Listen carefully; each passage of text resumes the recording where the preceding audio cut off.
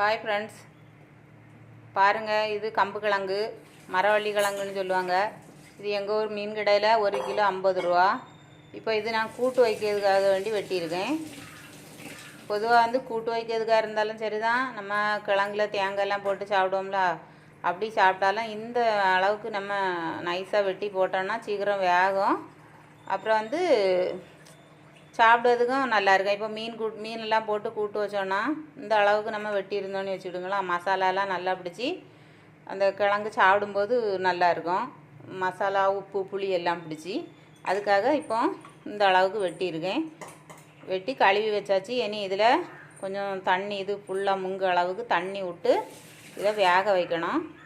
வேக வச்சு எடுக்கணும். அப்புறம் நம்ம இன்றைக்கி கிழங்கு மசியல் பண்ண போகிறேன். நான் கிழங்க மீன் எதுவுமே போடாமல் சும்மா மசாலா, தேங்காய் போட்டு புளி போட்டு மசிச்சு எடுக்கிற மாதிரி பண்ண போகிறேன். அதுக்காக வேண்டி தான் நான் இந்த அளவுக்கு வெட்டியிருக்கேன்.